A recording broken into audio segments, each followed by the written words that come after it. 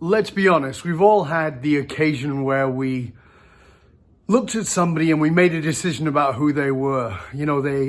We maybe saw them over there and we looked at them and went, that person's a bit of an a-hole, or, a biatch. We've all heard the term resting biatch face or resting a-hole face. But what is that? Well, here's the thing for you to consider. That your psychology becomes your physiology. Just consider that for a minute. Think about what that might mean. It means that the psychological environment that you marinated in as a child became the formation of your face.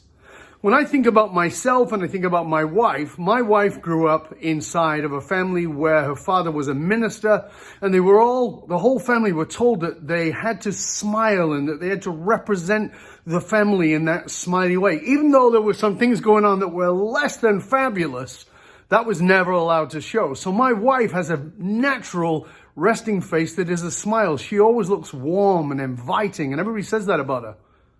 But that is a psychology that has become her physiology. She learned to do that as a child, no matter what was going on. And you probably met people like that who smile when they're under a lot of stress, or they smile or maybe even giggle when they're uncomfortable. My face, on the other hand, my resting face tends to look a little angry and a little, maybe even a little aggressive, because of the environment I grew up in, where that psychology manufactured onto my face, that my physiology. So here's the thing for you to consider. When you're looking at somebody, get curious about, hold on a second, I'm looking at them and I'm seeing them as this, but this is not who they are. This is their psychology made onto their physiology, not necessarily in the present tense. So they might look like a sad person or an angry person or even a happy person, but that may have nothing to do with how they are feeling in this moment, but a lot more to do with the history that they grew up with. It's something for you to consider, because when you look at this, we are now at this place of understanding of this is the anatomy of meaning. This is the emotional source code showing up on the face in the identity of an individual.